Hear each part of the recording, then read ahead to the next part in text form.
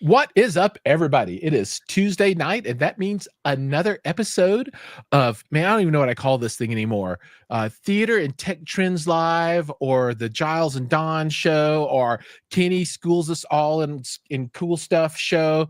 But it's the show where we talk about all kinds of cool technology that is inside of the home, and it revolves mostly around audio and video, but we talk about games and other things as well. You know, just all the stuff that we love because we're all big nerds and we love it. So first off, I would like to introduce my esteemed co-host, Digital Don, Donnie D, the double That's D. Right. That's right, everyone. Welcome. The Deezinator. The Deezinator.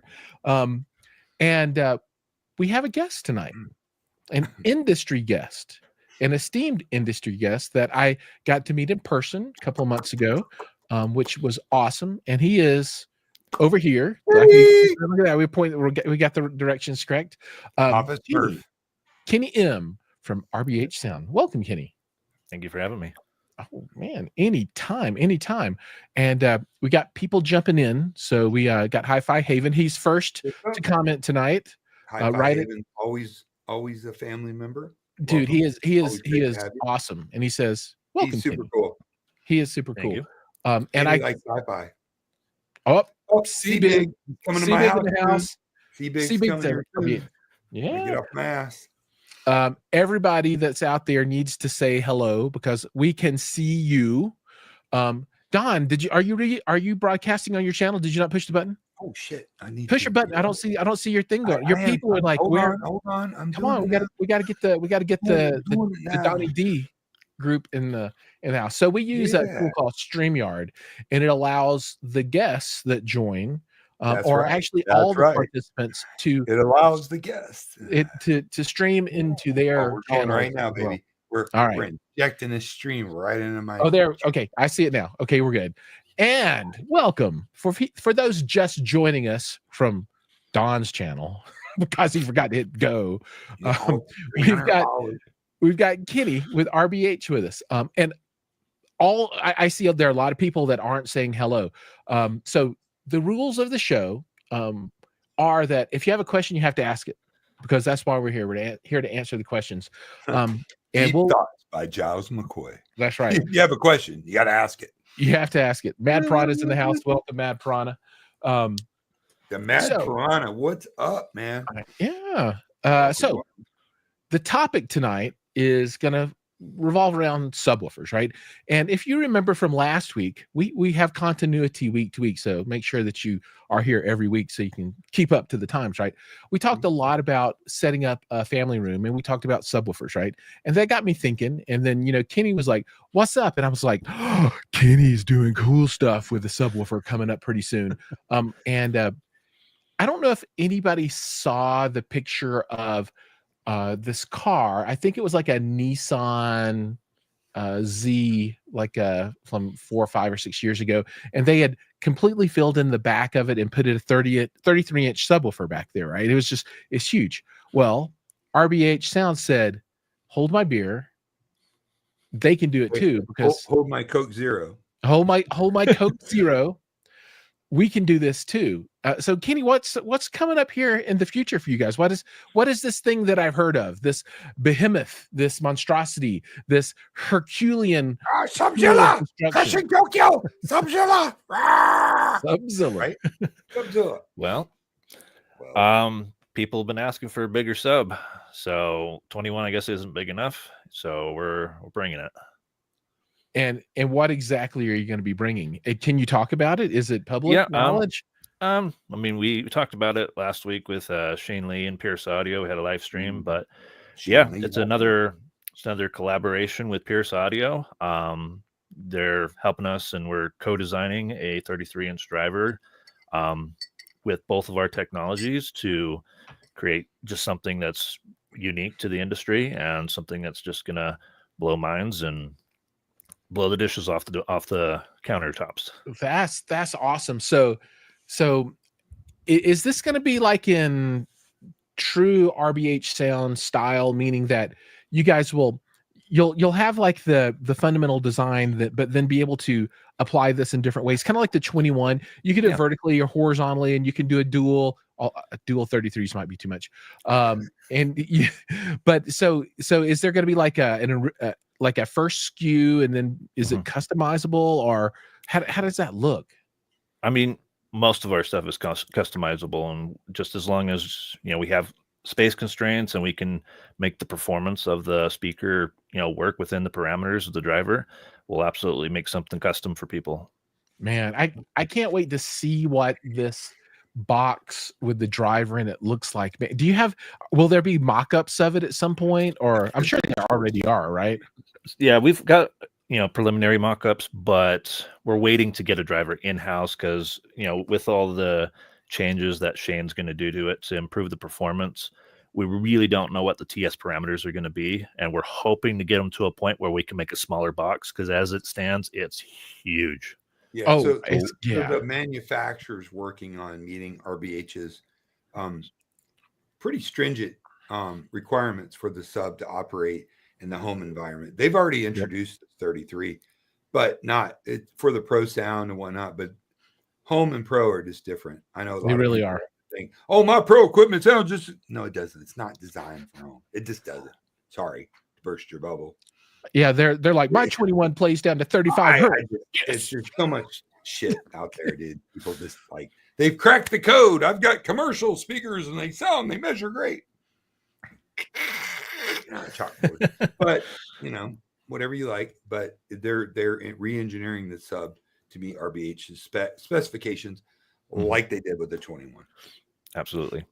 That's awesome, man. That is going to be super cool. And 2025 release, we're hoping. Obviously, we got to get a driver in hands, but once we do, it should be a pretty quick turnaround, because when we were doing that 21, we learned a lot and what we needed to do to reinforce such a powerful driver with such a powerful motor structure that we think we got it down, but I mean the 33 is going to be a completely different animal, so time will tell. All right, so I'm going to share a website here. All right, so this is this the correct Pierce Audio? It is. All right, so they have a few recent pictures of the Pierce Audio Series 12K 33. So I assume this is kind of like the That's not it. the blank canvas that they're modifying from for you, maybe, or not at all. Yeah, so that's kind of the starting point for sure. Okay, so this is the product, and you guys are like, oh, look, they even call you out right here. For more information, please visit rbhsound.com. Yeah, if you scroll up, you'll see the 21 in its glory. Oh, look at that. Yeah. The unrivaled 21. Yeah.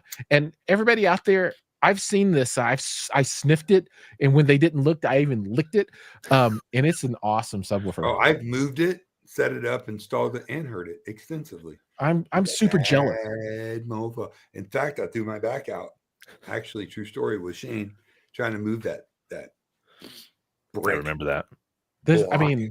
So we'll digress just a second. So the demo theater there in Utah, I believe you guys have like the 21 in the back, and then I think a couple of dual 12s up front, right? Yep. And it just thunders. I mean, this is what people just don't really understand, right? Folks are all like, to have adequate bass, I need to have 16 18s, just a crazy number of devices that just is unreasonable. Really, anybody in their right mind, in any typical normal home theater, a couple of these 21s, or even the dual 21 box is enough. One man's unreasonable is another man's hell yeah. Don't judge. That is true. I'm not judging. I'm just saying, most people, one of these, and they are set for life. Now, you don't get all the benefits of multi-sub and smoothing out response and all this kind of stuff, right?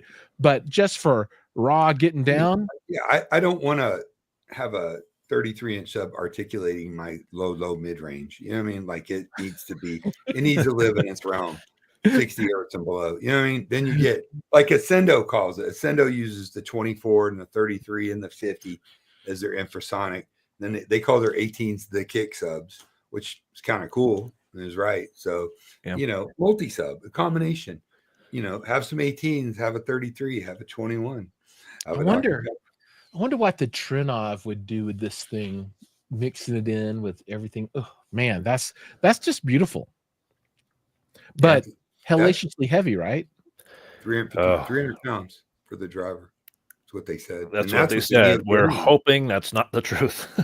Well, that's with neodymium magnets. That thing right there is like, looks like something they captured from Roswell. Yeah, it's got to have neomagnet on it. I mean, otherwise, it's just, I mean, you'd have to put in, you know, like a foot long or 2 feet long of ferrous metal to, you know, magnet. Yeah, I mean, it would be. Yeah, I mean, this literally is one of those kind. You have the chain and the hoist, and you hoist the speaker up, and then you slide it over and drop it down into the box, and engine then crane. It's the hard bottle guy. He's on again. I'm sure the hard bottles are amazing. The hard bottles are really good. I've got a hard bottle sub in this room right here. Which one? It's one of his older 18s. It was, I think this is from like 3 years ago or something like that. And when he was doing I'm sure they're completely badass. Oh, it's a good sub. I'm sure they're amazing. Yeah. All right. There's so many really good subs, man. You know, like everybody wants to put their cards in a corner like it's a football game or politics, dude. You know, GSG's making some killer stuff. RBH is making this outlandish killer stuff. JTR RTJ, who I'm extremely fond of, makes killer stuff. You know, Per Listen makes, I mean, there's the world is your oyster. I've owned at least 100 subs and heard even more in my, you know, long ass career. And I'm telling you, dude, today is the glory days of subs. There's so many, as long as they're sealed. Oh, you know, I do like a seal sub myself. Oh my God, there's no, dude, I like a seal sub. You can argue all you want. You can raise hell on the internet, period. The bottom line is sealed subs. You just might need more of them to sound completely. They just sound way better than. Occasionally, there's a ported sub that's really good. It's pretty good, or a push pull. You know, like Per Listen got in M&KUs and whatnot. But really, it's sealed subs just hit different, dude. They just do. Period. End of story. Drops the mic. Argue all you want. We all know better. Yeah, right, Kenny? The only thing I don't like about ported, well, there's a lot of things I don't like about ported. I don't like how they phase shift under port tuning. I don't like how they unload under port tuning. They're a problem looking for a solution, dude. Like they're just, you know, hey, that's all I got. I need it to play loud, you know. And there's a few that sound really good, like the RBH Dual 12. Shockingly sounds like a sealed sub, but of course the port's big enough to put 2 heads in. It's like it's 6-inch port. Shane Rich from RBH has really got that down. But I'm just saying, as a rule, don't get mad at me, guys, if you got a ported sub. I'm not saying your sub sucks. I'm just saying that on the whole, if you're going to do multi-sub, do sealed, because it just sounds better and it couples with the room better, plays lower, and it just hits different. It sounds tighter. It just all right. Couple comments here. So Hi-Fi Haven says he would love to hear the beginning of Blade Runner 2049 on a 33-inch sub. The eyeball scene, that's one of my go-to scenes. And the video that I just did for your towers, I that's one of my scenes that I use there. I love that scene at the beginning for kind of not like super crazy low bass, but it's just I think it really puts subs. John Wick 4, man. Yeah, the doom doom doom. That's a good one. Yeah. So to clarify things for everybody, there is no 24. That is a mistake on my part. It is a 33 only. So they have a 21 and they said 24 is not big enough for us. So they're going 33. So Maddie Daddy 14, Maddie Daddy says when the 33 comes out, they could lower the price of the 21. They should just give them away, I think, and charge shipping separately to lower end costs. And these could be in-game infra subs for lots of people. Anybody who gets one, part-time job.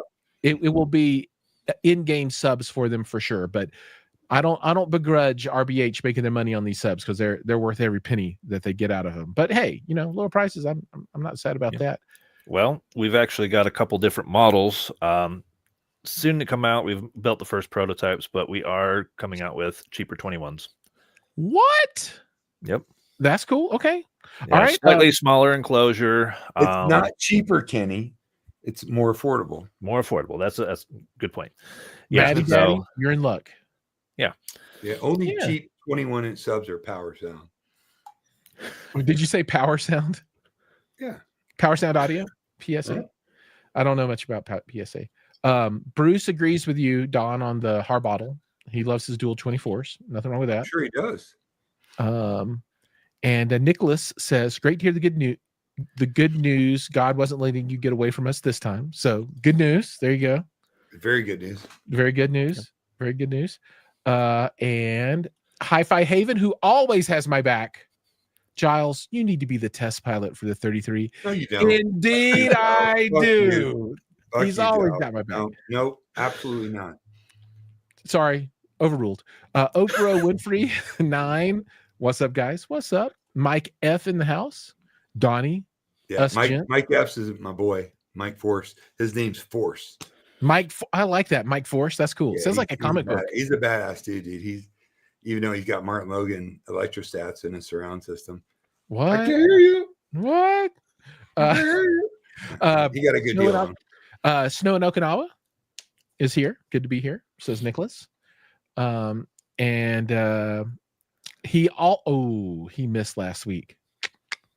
I don't know. So just so you know, and so everyone else knows, one of the topics that we're going to talk about a lot over the coming weeks and months really is media room / family room / living room setups, right? Because like everybody has. Because that's, if you think about it, that is 95 or more % of the market. On Facebook, that's kind of like a small echo chamber, and you see a lot of these purpose-built home theater rooms, but there's not a lot of them. I mean, that's them. They all come there to show up. Listen, I design theater room like for a living, and I love, and I will have a dedicated room for a theater, secondary to my dedicated 2-channel room, because that's how I roll. But it's awesome, and you can do amazing things in a dedicated room. The really real reality, as you know, Giles, is most people have a family room, open floor. It's not the ideal room, but you can still get amazing sound, and that's what we're going to explore.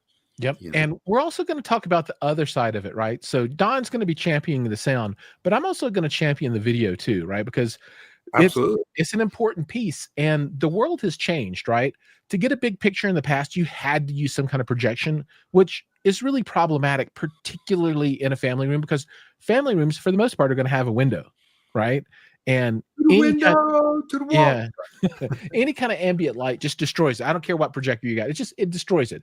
Even ultra short throw with an ALR screen, it just destroys it. But nowadays, it's not like that anymore. I mean, 100-inch now, you can have beautiful picture, dude. The TCL QM7 98-inch is on sale right now for $2,000, not $2,200, not $2,300. They dropped the price to $2,000 for a 98-inch full high definition TV, 4K, not 4K, not even 4K. Like 4K. That's nuts, dude. I was selling Runco. It's the one I have over here. I was selling Runco 100-inch plasmas probably 16 years ago for $100,000. Yeah. 100. I was selling 60-inch plasmas in 2002, Fujitsu's 60-inch for $18,000. This is we are in the Renaissance. I know they're 115 inches on sale for like $14,000 right now, and it's in a year it'll be stunning. 5. Yeah, like think about it. It's awesome. Yep, absolutely. So okay, Snow in Okinawa says subwoofer in living room question : I'm getting into building concrete furniture, a long TV console plus a room divider. So you're going to build a TV console and a room divider out of concrete. Okay. I'm curious about implementing a 12 to 17-inch sub into them. Should I do in-wall subs or build around a sealed sub? Are you guys following the question? Are you asking? It really depends on your skill set, right? Ideally, you should take a sub and gut it and build a spot for the plate amp and build the sub, if you're going to make it out of concrete, into your its own enclosure out of concrete. And that would be more ideal. In fact, I have a friend who's building speakers and subs out of granite, and he's taking subs and buying them. Like, he's using SVS, and the reason he's using SVS is because it's really hard to find a plate amp with all the DSPs and all the apps. Yeah, SVS has got that stuff. You can say you could say what you want about SVS, but their app system and their control of their subs is absolutely world class. Period. Yeah, it's really good. Only best by per listen, which is exponentially more expensive, and that's what he's doing. If you're going to build a cavity for it, the problem is this: when the sub goes bad, eventually your cavity, you're going to have to find a sub that fits it. It depends on the aesthetic. I mean, there's a lot of questions to that. Snow in Okinawa.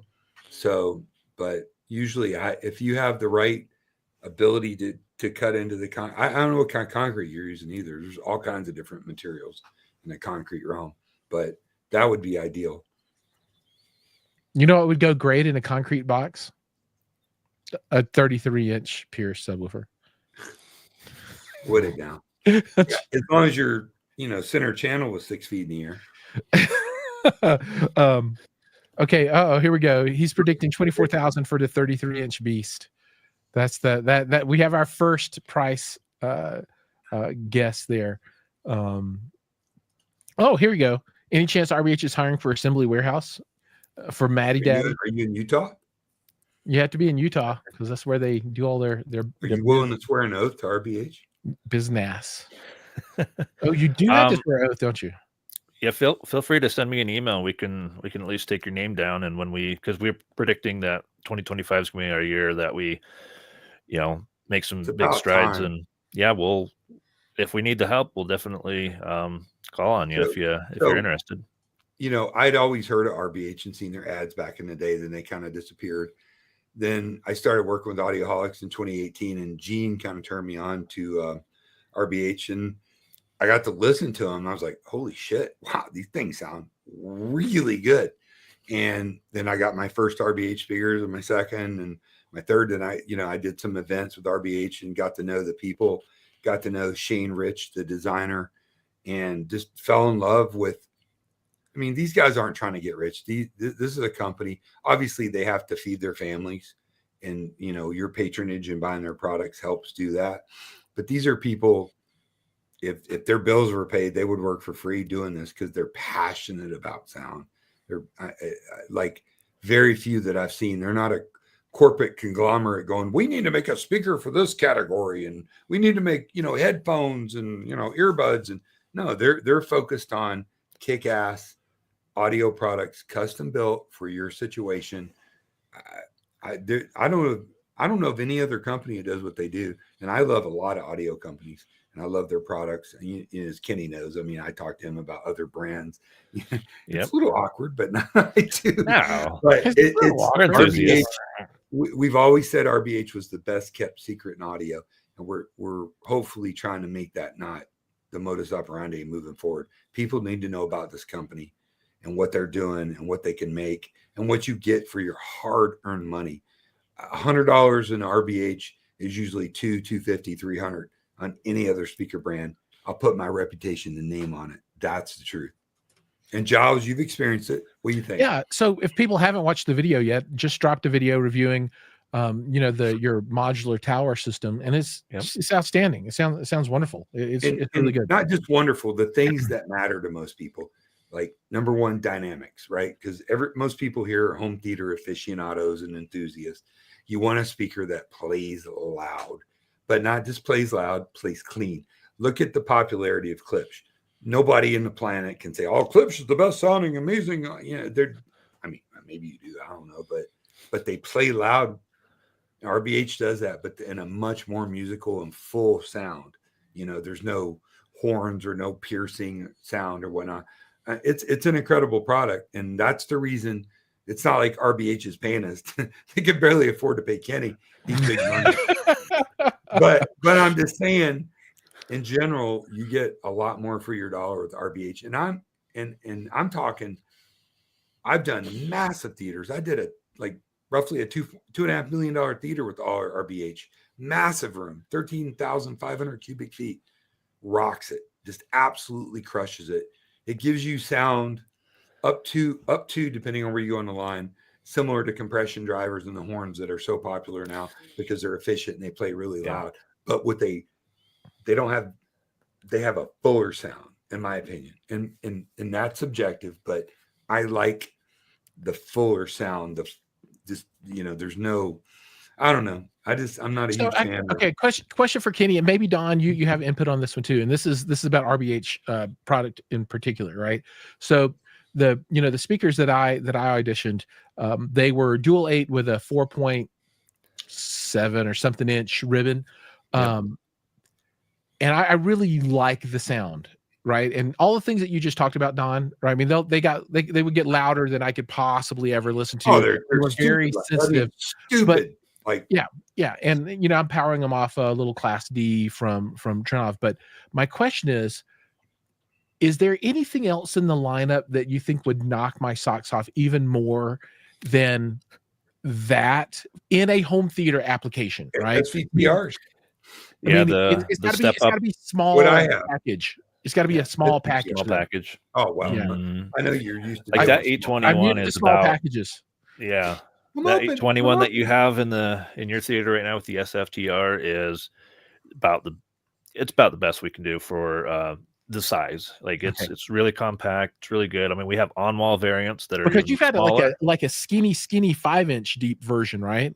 Yeah, that's cool. That's what I have at my rears. And do they have the same kind of tonal quality and output that you have in the absolutely like a 1.5 deep version like I've got? Yeah.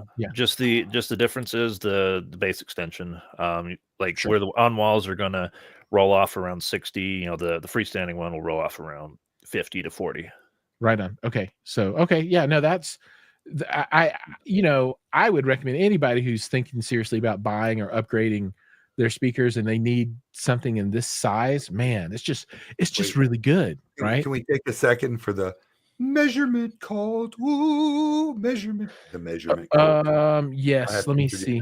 So Kenny is working with Aaron, who's a good friend of mine, and I adore, and I think he's this badass. Aaron's amazing, and we don't always agree, but I love that Aaron's putting people on notice. Kenny, when Aaron gets caught up, Kenny is sending speakers to Aaron to be measured and run through the gauntlet of the Kleppel machine. So yes, I'm gonna have to buy one of these stupid Klippel things, aren't I? Yeah, they're like $80,000. So whatever. I mean, it's just a business expense. Well, I know you have to make money like that. I can just write it off on my taxes. But you got to know how to use it too. Aaron's an engineer. Oh, you saying I don't know how to measure a speaker? Is that what I'm hearing? I'm absolutely saying you don't know how to use a Klippel machine, but you can learn. Not yet. You can learn. Just give me some time. Aaron does a valuable service to this end. Yeah, no, that's definitely not my bag. He's not a jerk. Yeah, it's definitely not my bag. Other people that are built on measurements. Oh, there are some really horrible ones out there. The measurement cult. Yeah. I'm going to do a couple live streams on Audioholics about how you need to understand measurements and how you need to not make your buying decision based just on measurements, because you're screwing yourself if you do. Period. Yeah, there's truth in that. Absolutely. I'll die on that fucking hill. And then there's a lot of measurements that are just irrelevant, right? You're just measuring stuff that's inaudible. Measurements are good, but when you take a speaker and put it in a room, those all go to shit. Anyways, I'm not going to get into it tonight. But Don's getting riled up. Trust me. Riled. Okay. So let's go back and get these comments real quick. So Nicholas, I don't know if I can call you Nick, says his dream is a 50-inch sub wall mounted center stage in my 2-channel room. Ooh, wow. So have you heard the 50 before, or is it just a dream because it's 50 inches? Oh, I've got an alarm going off. I hate it when alarms go off and I don't know why they're going off. So that's his dream, 50-inch. And then, okay, we talked about that one. The modular towers are awesome. Agreed. Bruce Carter says he's a fan of RBH. They were one of his highlights of M-Wave 2024. That's cool. Right on. And then we've got My guess is going to surprise a lot of people with their 33 under 20K for sure. My guess is the driver costs around 3,500. That's exactly how much it costs if you buy one, not their version, but just the version off the website. He's guessing 16 to 18K on his cost. I'm guessing 20K up. And then Nick says no replacement for displacement. And Jason says he's working on a home theater business plan, and I would love to have RBH Sound as a speaker line. So Jason, my suggestion is to go to the RBH website. There'll be contact information there, and I'm sure they would love dealers. Yeah, on our website there's RBH and Co, and then there's become a dealer, and just fill out the form, and we'll contact you. That's cool. It's a great line. And dude, one of the things I like about it is whatever application you need in whatever project you're working on, they probably have something to fit it. And if they don't, they can make it. Yeah. Yep. They can make it. That would be cool. Kenny, does RBH have any experience shipping overseas? He's in Australia. He does not want to buy, what's that one brand that's in Australia? Cricks. He doesn't want to buy Cricks. Silly rabbit, Cricks. Yes, we do. In fact, closest we've shipped there is we have a customer in New Zealand that bought some SVTRS towers. So yes, we can work with you on that. He got the good ones. Yeah. All right. So reach out. All the information is there. And if anybody has any problems ever getting in contact with guests or anything like that, I'm always available. You guys know where to find me. I'm not hard to find, and I can definitely be the glue to put stuff together. And since this is my show, I get 10% of anything that Kenny sells here. So just say, you shill. I'm a shill. You're a shill. So Nick says he has not heard the 50. So Don, I think there was something you wanted to say about that. He was like, have you heard the 50? I would, before I spent $90,000, I would probably want to listen to it. And I think Ryan Carpenter up in St. Louis has that in his theater, if you ever wanted to hear it. Has anybody, so it sounded like he wanted to use it in a 2-channel system. I don't know if it's going to be like a thing for 2-channel. As long as you got a BFR, big beep room, a big room. Yeah. I mean, why not multiple 18s or 21s? Like, why not just 2 18s stereo left and right? Well, it depends on how big the room is. Yeah, I'm a big proponent of 18s. That's for me. And when people are like, what do I need to have a perfect experience? And I say, well, maybe not a perfect experience, but most people are very happy in a home theater with 2 sealed 18s. Like the vast majority of folks. That's plenty of woofage. Most people think 2 18s is extreme. It's a lot of bass. It's a lot of bass. It is. But it gives you, I think, all the headroom that you're right. I mean, a couple of 15s, that's a lot of freaking bass. Giles, when you come down here next month to my house and we get to jam out, hopefully you can come over here early before the crowd gets here, and we'll play some stuff. And I got 4 18s. We'll see what that does. Oh, dude, I've had 4 21s in my theater before. Oh, I'm sure. I know. I know it's a lot. Really good 18s. A lot of bass. Yeah. I don't think that I've got the 18s or the speakers that you had at the time. So that's I'm looking forward to it. I'm looking forward to having you. Yeah. He also says, I'm in Australia with dual JTR RS2s, and it's definitely possible to import them. All right.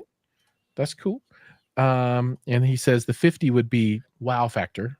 It would definitely be wow factor. There's no question.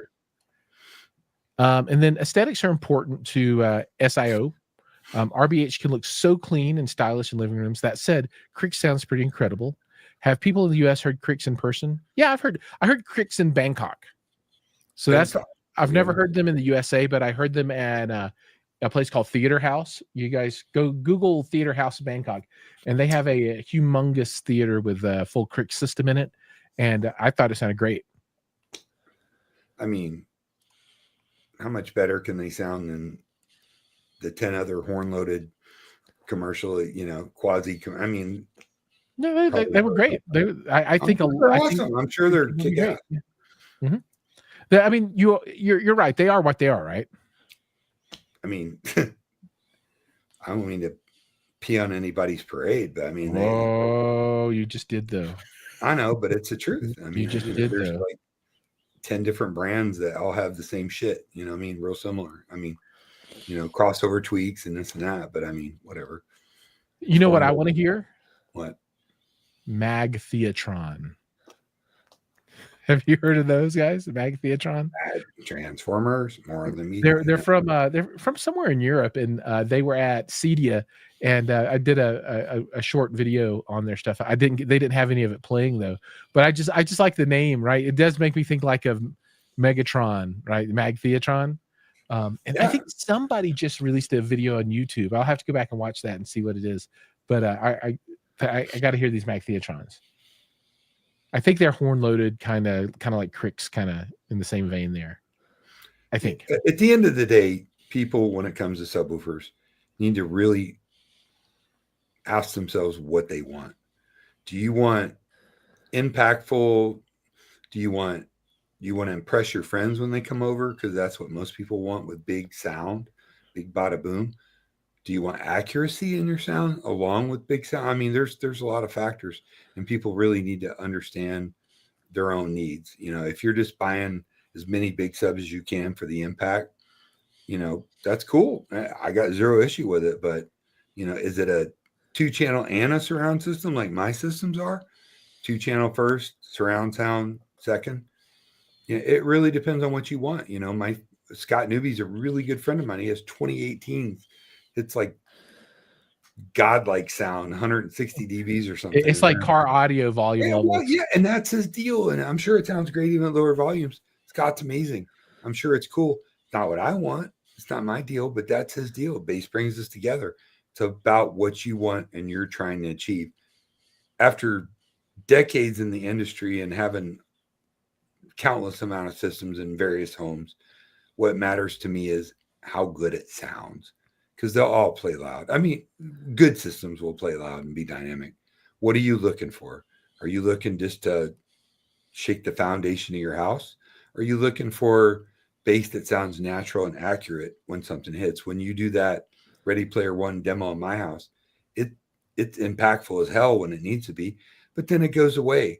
It's not looming bass all the time. Some people like that. And who am I to judge what you like? Dude, do your hands like that again one more time. What? You who am I to judge? Who am I to judge? It looks like the lighting changes. It's like you got special effects. Do you see it, Kenny? Yep. Oh wow. Got to turn that auto mode off. Everybody's like, behold in my darkness and despair. I know not lightning. Oh, that's awesome. Okay, so a couple more comments here. Bruce, welcome, Mr. Carter. And dude, there's like 40 people out there that need to say something. Come on. He says 24s hit different than 18s. Trust me, he upgraded from his JTR 18s. All right. I would love to have a room full of 24s to compare with. I've never had a 24 before. I want 18s and then maybe a 33 or a 24 or whatever, like for infrasonic, and cross them over differently. That's what I want. I'd rather have a few more 18s, but what I like and what you like is totally different. And you know what I think would be cool? I'm right and you're wrong. It does not mean that at all. I think 2 21s and a 33 would be the bee's knees. That would be cool. I think that's the one. 4 to 6 18s and a 33 would be more the bee's knees to me. I don't think my room can physically hold it. My room can't hold it. I'm thinking in context of my small space. I don't know. But no, I agree with you. That would be awesome too. I like bass that's accurate and like on music and it has decay in it. But when you're playing something important, like the best demo, in my opinion, out there is the gunfight scene. What's that? Open Range, that movie Open Range. Yep. Nobody ever saw never it. Seen that before. The gun sight. If you're looking for if you want to see how actually accurate your bass is, not just loud and boomy, watch the gunfight scene from Open Range. But do they have a scene where they say, "Lo, though my father's mother is passing on to the dead"? Lo, there do I see my mother. That thing. Lo, there do you see my mother, my sister, my brother. Lo, do I see the line of my people back to the beginning. Lo, that they call to me and beg me, take my place among them in the halls of Giles McCoy, where the brave shall live forever. Right? Let's go, Antonio. Let's do it. Whatever, all right. Whatever. So I have Open Range on my list now. You should. I have a lot of Dawn stuff on my list that I haven't gotten to yet. Still haven't done Shogun yet. One day. Listen, who is an influencer or whatever babblehead on YouTube to tell somebody what they should like and not like? Most people are trying to, within their budget, achieve the maximum amount of sound pressure level because that's what they hear that impresses them. They want to impress their friends. That's what they know. And then they do all this, Dirac and blah, blah, blah, and the measurements and blah, blah, blah. And they get sound and they think they love it. And if they love it, that's good for them. I'm going for accurate, just at all volumes, all dynamic ranges, just really good sound. That's what I like. What I like is not necessarily what you like or want, period. It's cool. Mm-hmm. Totally cool. And Nicholas says his buddy has full Crick 724 Dolby Atmos system, but using floor standards and soft dome surrounds and Atmos, dual PB4000 subs, and he just says that the 4000s can't keep up after hearing JTRs. That's just a different kind of class of sub. Yeah, that's it's apples and oranges, bro. Yeah, the JTRs are pretty hardcore stuff. Oh my god, they're pretty. Nothing that FPS makes, period, that can keep up with anything JTR makes. He also says no room for bass bloom. Nope. no muddy bass there. And well, then it's like a lot of people have the subs always there, like this. You can't escape the subs. It just kind of creeps its way into everything. It's just not there when it needs to be and it goes away. It's always there.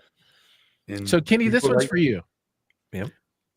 Paul says he's looking forward to all the reviews that'll come out over time about RBH stuff, I think.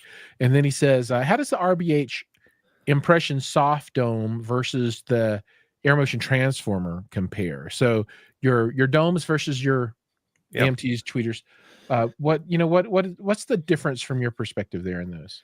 So they're both going to perform very well as far as a tonality perspective. They're both going to be very, very neutral. You're just going to get a little more high frequency extension with the AMTs, a quicker sound, faster transient response, just more hi-fi out of the AMT rather than the soft dome. Still a wonderful driver. And if you're balling on a budget, I can't go wrong with it. I love it. So it's really hard because the way Shane Wrench engineered these drivers is they're voiced very, very neutral. And so they're going to present your music as it's meant to be heard. Yeah. But I got to say, those AMTs, you got to give them a shot. I mean, well, I'm doing a full review of the Dome tweeter system here. Oh, that's cool. I want to hear what you got to say about it. That'll be cool to hear. The impression series, in fact. But man, just those AMTs. Because so my reference is a Brillium tweeter soft dome, Brillium dome tweeter.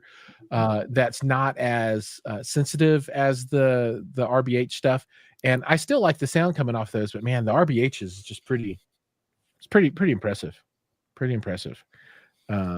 Then we have I've struggled with liking subs until I heard my first pair of JL Audio F12. Okay, yeah, the JL Audio F112s are special. I mean, they're not like super huge drivers, but they sound right. If that makes sense. I've been a JL Audio dealer for decades. They sound right. Yeah. So, and JL Audio is amazing. Their architectural stuff's the best, period. But for what an F112 or F113, you can get a lot more with other brands. Just more output. Same kind of tonality, same kind of impact, same kind of punch, just more output. That's just the bottom line. Period. In the story. Yeah. I've owned 6 different JL Audio subs, including 113s. And then he says he's yet to hear any RBH JTRs or SVS. So, I've heard the RBH in their studio, and then I've heard JTR a little bit in different places, but I've never really sat down for any long period of time with the JTR system to listen to it. And then the SVS 17s, the new ones, are just hella loud. I mean, their ported version is hella loud. I mean, It's really loud. They put out a lot of bass. They're great. A lot. So what other subs should he be chasing if JL Audio 12 inchers are his jam? So Don, just like you were saying, Kenny says it's RBH, obviously. If you're looking for it. Well, I'll just tell you that's what I've got in my system is I've got 812s, and I just love the reference 12 from RBH. Like I have yet to hear a better driver, in my personal opinion. But yeah, they're tuned really, really well. They're quick, they're fast. In fact, the Unrivaled 12 that we just came out with this year is my favorite sub by far. Right on. Yeah, cool. I mean, RBH per listen would all be subs to listen to. M&K. I mean, there's a lot of competitors. Depends on what the price range is now on the 12s. I think they're still $5,000 a piece. So you can get like RS2. You almost can get the dual 12, can't you, Kenny?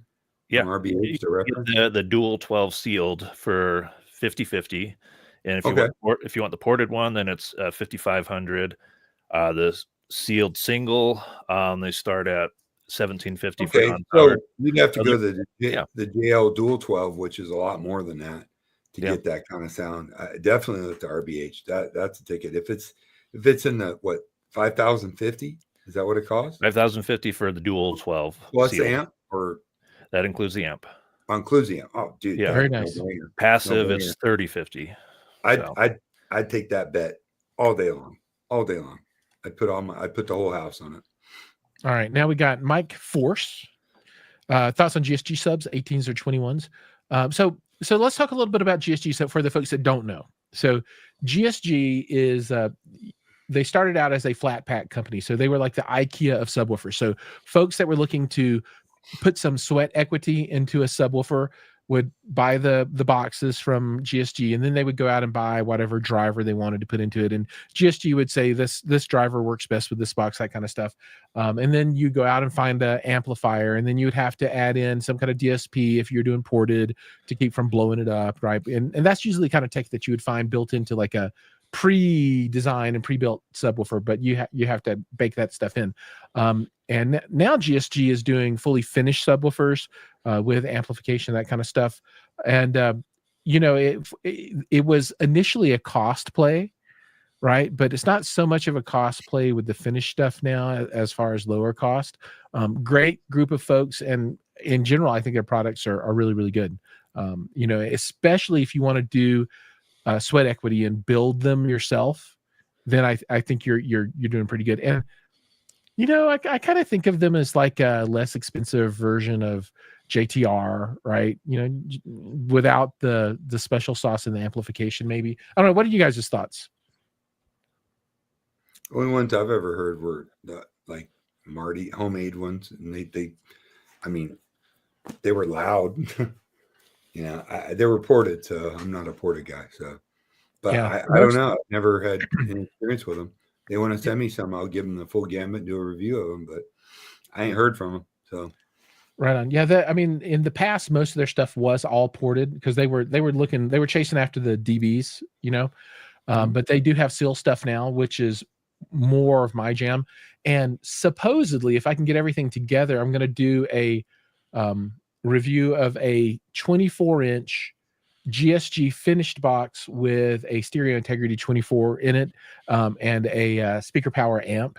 And I'm really looking forward to that. I'm just waiting on Nick at Stereo Integrity to actually build the 24. I've been waiting 3 months now, so we'll see if it actually happens or not. But I'm looking forward to that one. I think that one would be really, really cool. Kenny, have you listened to a GR Research OB 12-inch servo subwoofer? I have not. That's a lot of words there. GR Research OB 12-inch servo. I'm sure. I've heard some servo subs. I just haven't experienced. Well, I'll take that back. I actually built some open baffle subs for myself. They were not servo, but they're different. They are different. It's instead of like pressurizing the room with a box, it's more like they're just moving the air. Like you're getting hit with the velocity of the air rather than pressurizing the room. So it's a different experience. So I can only say to what I've built myself, which is not on par with what they're doing. They don't hammer.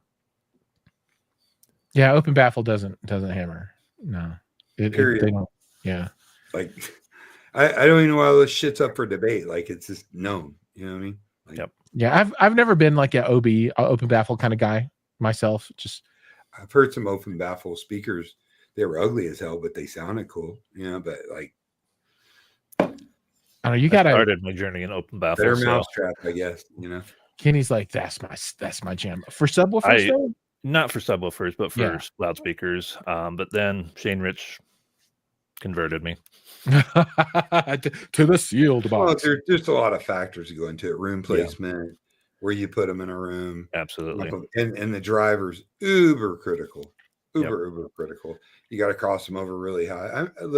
I got a guy who's an electronic engineer and he's a super cool dude and big time audiophile. I'm going to go in the next week or two over to his place and he's got some open baffles built in granite. He swears will change. It's a religious experience. We'll go check it out. That's cool. Yeah. That's cool. Mike says he's looking forward to that review. Me too, Mike. Reach out to Nick and be like, hey, what's up with that Giles review? Let's go. We'll get that thing going. All right. So we are down to, and I'm gonna be firm and cap this thing off right at about 9 o'clock Mountain Time. So we got another 8 minutes or so. You're a monster. I know I'm horrible. But I do want to start going around and Big Jack 79 has joined. Man, coming in at the end. What up? What's up? What's up? Glad to have you. And there's still a ton of people that haven't said anything yet. Come on.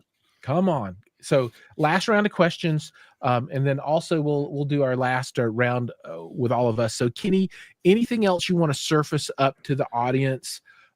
Anything you want them to know about your stuff that you got going on personally, or about the brand?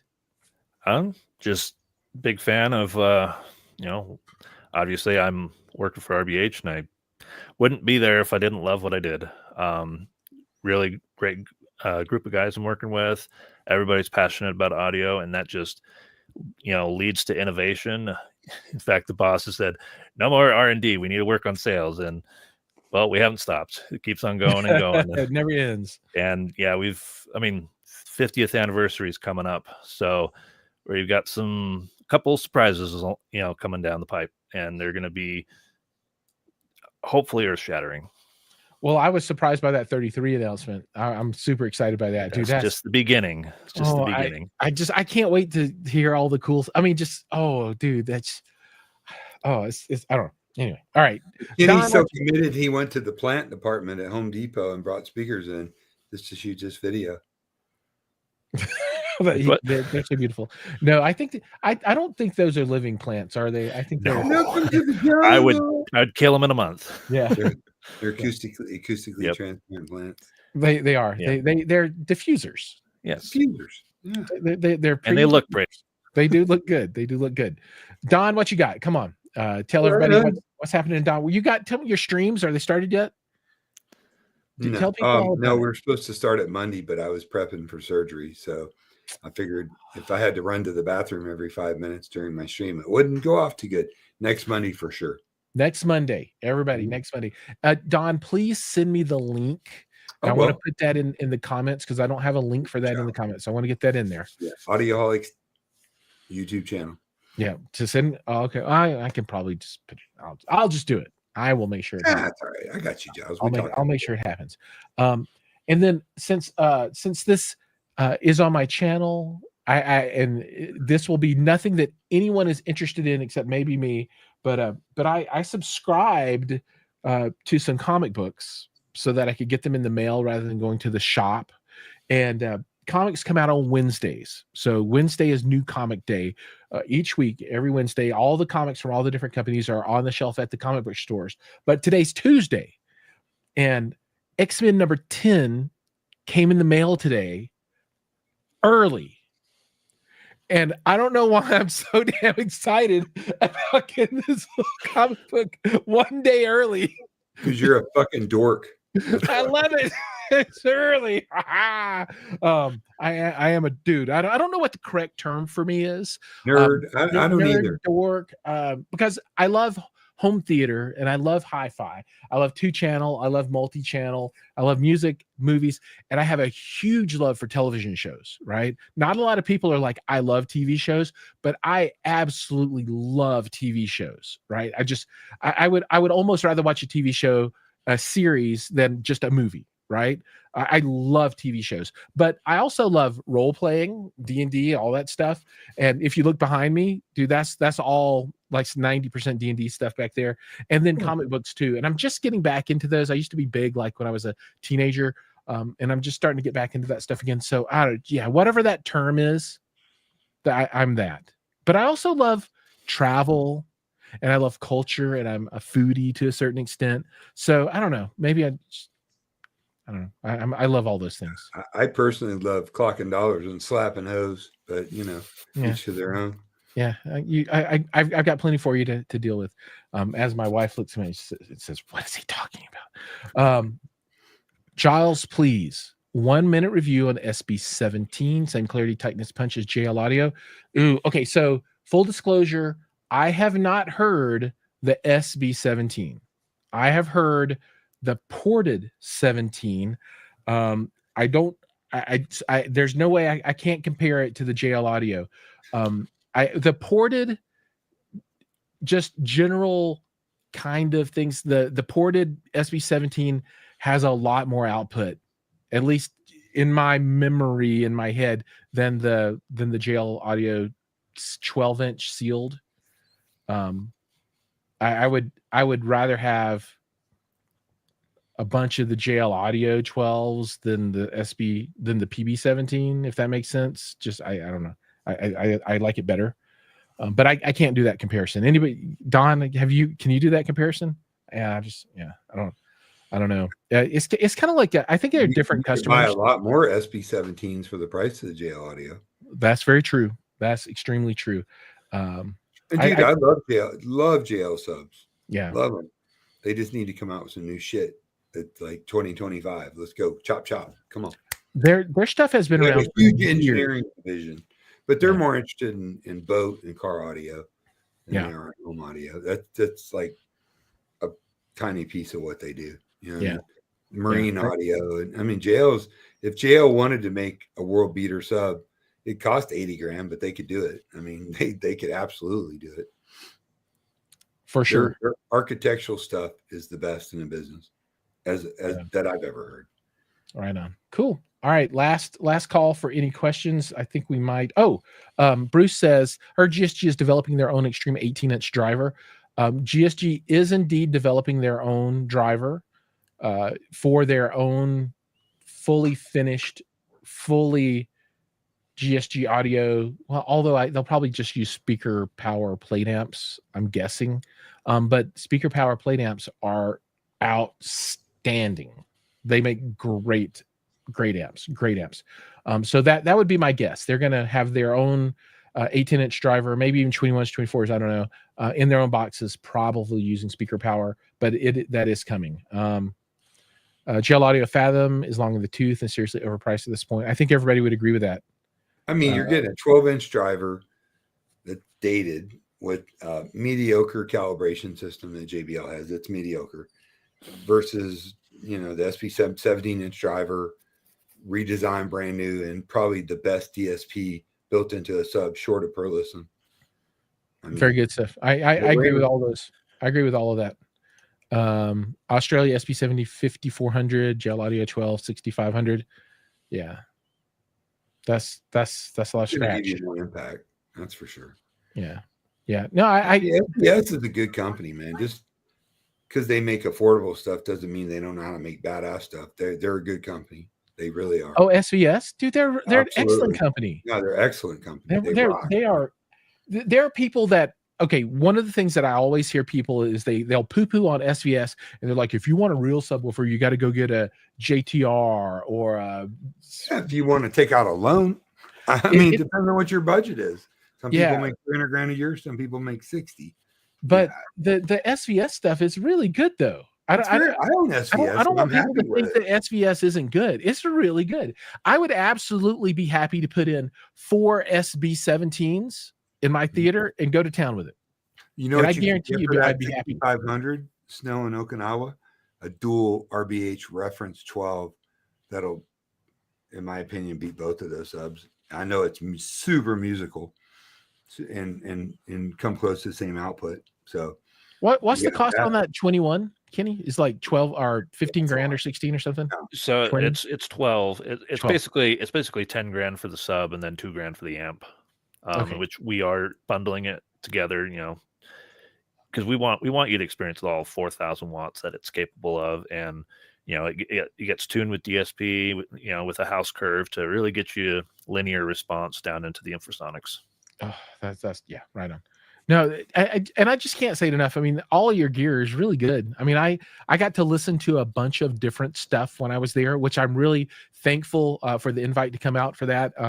And I hope I can tell the story even more to people that are interested. But the gear is really, really top notch, and you can tell the care that they put into it. They build it all right there.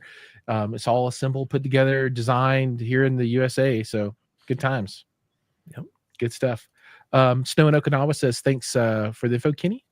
He's going to contact you soon for shipping costs. Awesome. And thanks, Don, and thanks, Giles. All right. I think that's a really good way to cap off the episode. So everybody out there, thank you so much for joining us tonight. We appreciate your patronage. We appreciate your questions, and hopefully we brought a little bit of knowledge and understanding and insight from our points of views into the things that you're interested in. To Kenny, thank you for your time. Thank you for telling the Kenny story as well as the RBH story. And for folks that don't know, that is Kenny's personal system behind him there. He is one. He's one of us. In an apartment. Might be a little bit crazier. Maybe a little crazier. And then Don, as always, brother, thank you. I love these chats. I really appreciate it. I love all these people that come in. Even if we go back and forth, you guys are cool. I appreciate you. Thank you. Yep. And Jason caps us off. Thanks, boys. Love the live streams. All right, everybody, take care. See you guys next Tuesday.